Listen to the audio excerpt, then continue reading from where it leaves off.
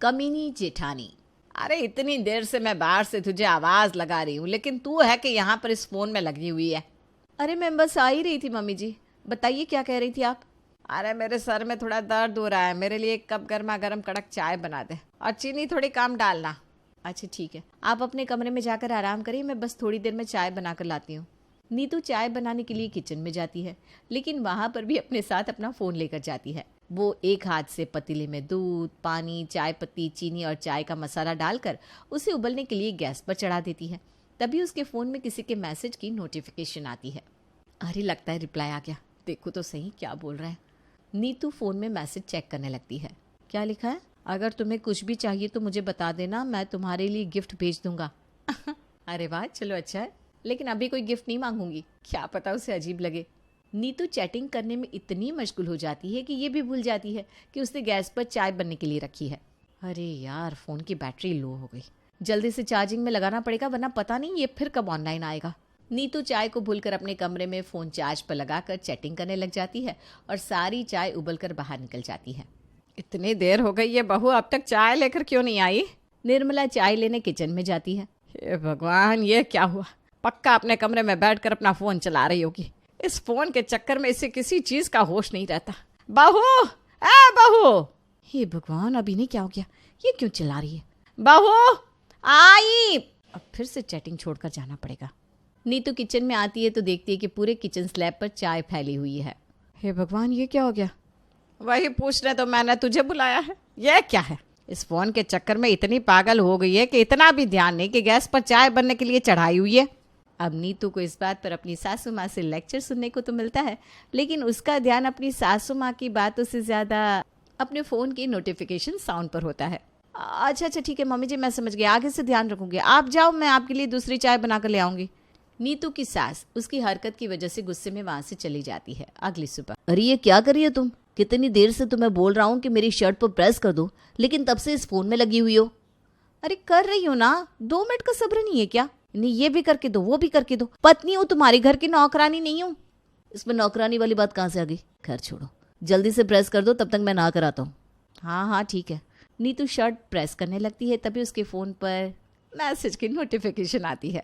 अरे वाह, सुबह सुबह मैसेज आ गया। देखो तो क्या लिखा है। आपके हर रोज इस गुड मॉर्निंग के मैसेज से मेरा दिन बन जाता है। हम इतने दिनों से बातें कर रहे हैं, लेकिन मैंने कभी आपकी फोटो नहीं देखी।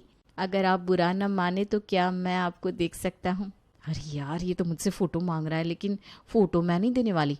कल को अगर फंस गई तो नहीं, मना कर देती हूँ। नीतू फिर से चैटिंग करते करते इतनी खो जाती है कि नितिन की शर्ट पर प्रेस रखी थी वो भूल जाती है और पूरी शर्ट जल जाती है। ये क्या किया तुमने?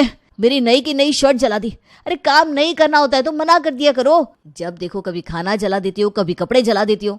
अरे इतनी दिक्कत है ना तो खुद कर लिया करो अपने काम। हाय बड़े मुझे सुनाने वाले। अरे तुम छोड़ो, तुमसे तो बात करना ही बेकार है। वैसे भी मेरे पास इतना टाइम नहीं है कि मैं तुमसे बात करूं। हाँ तो मत करो ना, वैसे भी आपके पास कब होता है टाइम मुझसे बात करने का? नितिन गुस्से में ऑफिस चला जाता है।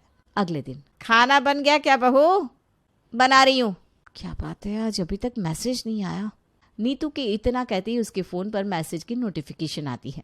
मैं नहीं जानता, लेकिन अब आप मुझे अपना एड्रेस बता दीजिए। मैं अभी दुबई से वापस आया हूँ, वहां से आपके लिए बहुत सारे गिफ्ट्स लेकर आया हूँ। प्लीज आप लेने के लिए मना मत करना, वरना मुझे बहुत बुरा लगेगा। अरे यार, इसने तो मेरे लिए गिफ्ट्स भी खरीद लिए, लेकिन अगर मैं इसे अपना एड्रेस बता दूंगी तो प्रॉब्लम हो सकती है। एक काम करती हूँ, इसे अनामिका का एड्रेस दे देती हूँ, वैसे भी वो अकेली रहती है, कोई प्रॉब्लम नहीं होगी। अरे बहू, खाना बन गया हो तो ले आओ ना, बहुत जोर से भूख लग रही है।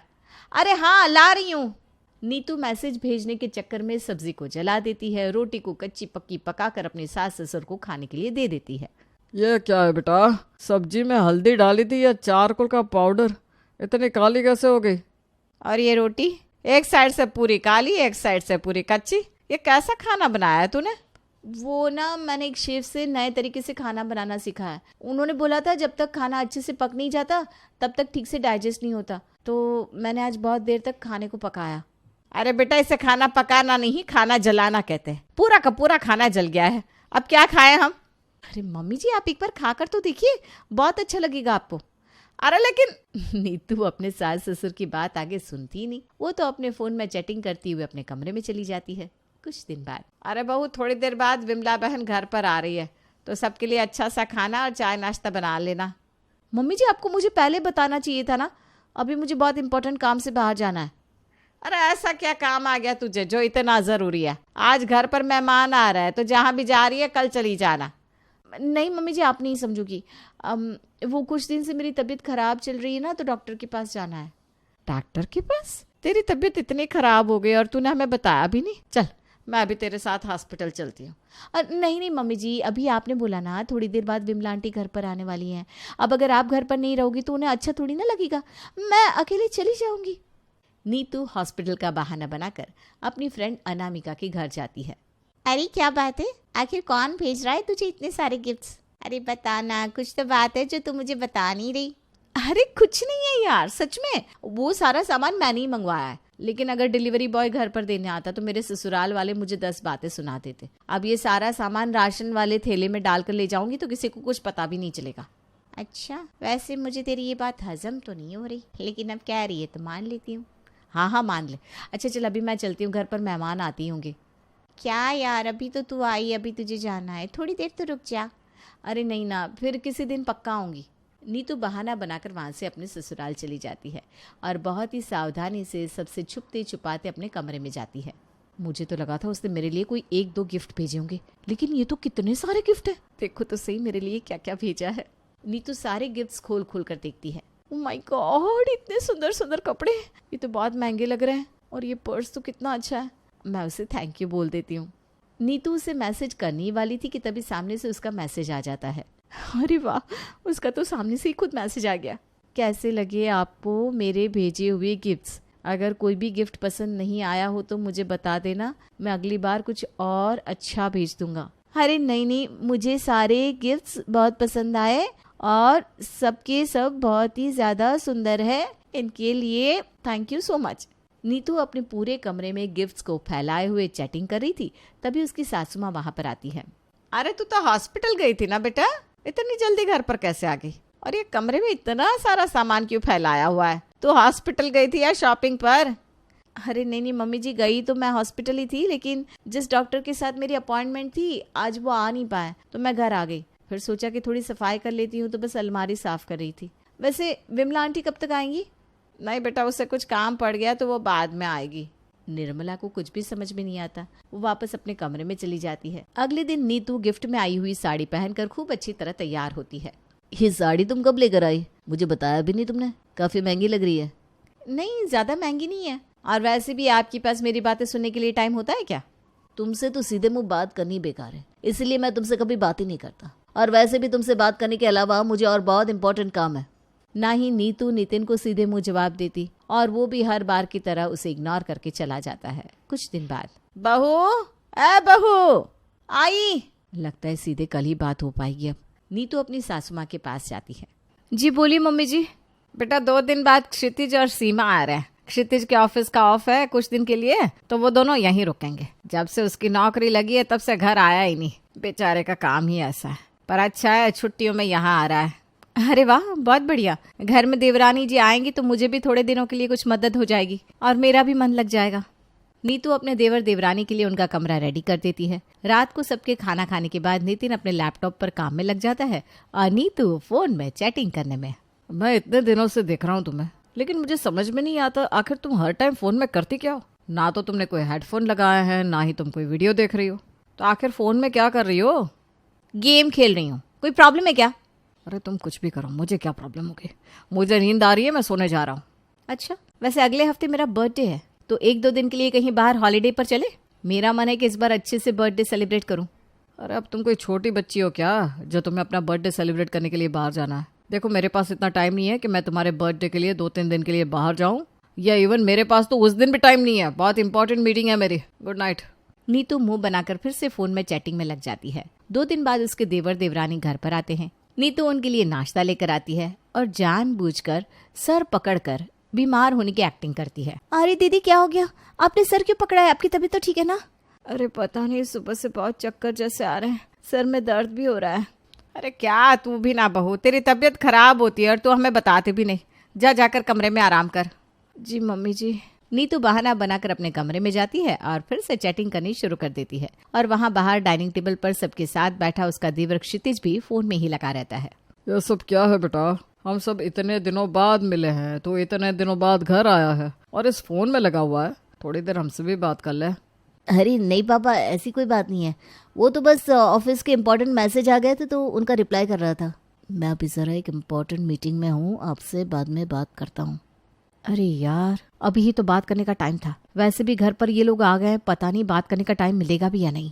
इसी तरह कुछ दिन बीतते हैं। कुछ दिन बाद, ये वाली साड़ी कितनी अच्छी लगती है मुझ पर। उन्होंने तो कभी मुझे देखा भी नहीं, उसके बाद भी मेरे लिए इतने अच्छे अच्छे कपड़े भेजे जो मुझ पर इतने सुंदर लगते हैं। नीतू अपना फोन लेकर चैटिंग करती हुई किचन में जाती है और सारा ध्यान फोन में होने की वजह से अपनी देवरानी से टकरा जाती है। अरे क्या हो गया दीदी, ऐसा क्या इम्पोर्टेंट देख रही हो फोन में जो मुझ पर भी आपका ध्यान नहीं गया? अरे कुछ नहीं, वो बस मेरी फ्रेंड मार्केट में साड़ी की दुकान के बारे में पूछ रही थी ना, तो वही बता रही थी। वैसे आपकी तरह क्षितिज जी भी फोन में इसी तरह खो जाते हैं, फिर उन्हें सामने कोई दिखाई नहीं देता। पर हाँ, आपकी साड़ी बहुत सुंदर लग रही है। कहाँ से खरीदी आपने? ये तो मेरी माँ ने मुझे दी थी। अच्छा, काफी अच्छी है। दोनों देवरानी जेठानी नाश्ता बनाकर सबके लिए लेकर आती है। तभी क्षितिज का ध्यान नीतू की साड़ी पर पड़ता है। ये साड़ी तो बिल्कुल वैसी लग रही है जैसे मैंने उसके लिए भेजी थी, लेकिन ये साड़ी भाभी के पास कैसे आ गई? आपकी साड़ी बहुत अच्छी लग रही है भाभी, भैया लेकर आए थे क्या? अरे नहीं, ये मेरी मम्मी ने मुझे दिलाई थी। आज क्या हो गया है सबको, सब मेरी साड़ी के पीछे क्यों पड़ गए? कुछ दिन बाद, अरे मैसेज क्या लिखा है? मैं अभी दिल्ली आया हुआ हूँ, तो सोच रहा हूँ कि हम दोनों मिल लेते हैं। मैं आपको वेस्टर्न कैफे में मिलूंगा। वैसे भी आज देवर जी तो अपने दोस्तों के साथ बाहर गए हुए हैं। नितिन जी की भी मीटिंग है और सीमा भी अपने फ्रेंड्स के साथ शॉपिंग पर गई है, तो मैं तो मिलने के लिए जा सकती हूँ। जल्दी से रेडी होकर आती हूँ। नीतू नहाने के लिए जाती है, तभी नितिन वापस घर पर अपना लैपटॉप का चार्जर लेने आता है। वो देखता है कि नीतू के फोन पर बार बार किसी के मैसेज की नोटिफिकेशन आ रही है, तो वो उसका फोन उठाकर नोटिफिकेशन से मैसेज रीड कर लेता है जिसमें उनके मिलने की लोकेशन लिखी थी। अच्छा, तो ये बात है, इसीलिए हमेशा फोन में लगी रहती थी। आज रंगे हाथों पकड़ूंगा उसे। नितिन नीतू का फोन वैसे ही रख देता है और घर के बाहर छिपकर उसके बाहर आने का वेट करता है। नीतू जैसे ही घर से निकलती है, वैसे ही नितिन भी उसका पीछा करते करते वहां पहुंच जाता है। नीतू वहां पर जाकर ऑलरेडी बुक की हुई टेबल पर बैठ जाती है। तभी वहां पर उसका देवर क्षितिज उसके सामने आकर बैठ जाता है। दोनों जब एक दूसरे को देखते हैं तो शर्म के मारे कुछ बोल ही नहीं पाते। भाभी आप? तुम? ये तो बहुत बड़ी गड़बड़ हो गई, लेकिन जो भी हो ये बात घर पर किसी को पता नहीं चलनी चाहिए। लेकिन अब तो पता चल गई। सीमा तुम? सिर्फ सीमा को ही नहीं, अब तो मुझे भी सब कुछ पता चल गया है। घर पर लैपटॉप का चार्जर लेने आया था, तब सारे मैसेज देख लिए थे मैंने, लेकिन ये नहीं जानता था कि जिसे पकड़ने जा रहा हूँ वो मेरा भाई ही निकलेगा। शर्म नहीं आई आप दोनों को? इनकी हरकतों से तो पहले ही मुझे इन पर पूरा शक था, लेकिन ये नहीं पता था कि जिससे ये घंटों घंटों तक बातें कर रहे हैं वो इनकी भाभी ही निकलेंगी। आप दोनों जैसे सोच रहे हैं वैसा कुछ भी नहीं है। हम दोनों को तो पता भी नहीं था कि हम दोनों आज तक किससे बात कर रहे हैं। और सच कहूं, हम दोनों बस एक दूसरे से एक अच्छे दोस्त की तरह बात करते थे। मेरे होते हुए तुम्हें किसी और से बात करने की जरूरत क्या पड़ गई? ठीक कहा भैया ने, जब आपकी शादी मुझसे हुई तो आपको मेरे सिवा किसी और की जरूरत क्यों पड़ी? क्योंकि तुमने मुझे कभी टाइम ही नहीं दिया। जानता हूँ आजकल करियर बहुत इंपॉर्टेंट होता है, लेकिन इसका मतलब ये तो नहीं कि तुम अपने पार्टनर को घर में रखे हुए सामान की तरह समझने लग जाओ। कभी 2 मिनट बैठकर बात भी करती हो तुम मुझसे? जब देखो तब सिर्फ और सिर्फ अचीवमेंट के पीछे भागती रहती हो। हमारे रिश्ते के लिए तुम्हारे पास टाइम ही नहीं है। सच कहा, काम में हमेशा ये भी इतने उलझे रहे कि मुझसे बात करनी तो क्या, मेरी तरफ देखना भी छोड़ दिया। जब मुझे आपका टाइम चाहिए था तो कभी आपने मुझे टाइम नहीं दिया, हमेशा मुझसे दूर भागते रहे। अकेले घुटन होने लगी थी मुझे। वो चारों समझ ही नहीं पाते कि आखिर ये सब क्या हो गया, लेकिन जो बात निकली वो यही थी कि ना तो नितिन नीतू को उसकी पत्नी होने के नाते समझना चाहता था और ना ही सीमा क्षितिज को वो इम्पोर्टेंस और टाइम देती थी जो वो डिजर्व करता था। जो भी हुआ, उससे नीतू और क्षितिज की नजरें शर्म से झुक गई थी। लेकिन उस दिन के बाद जब सच्चाई सबके सामने आ गई तो उन्होंने चीजों को सुधारने की कोशिश की और धीरे धीरे अपने रिश्तों को बेहतर करने पर जोर दिया।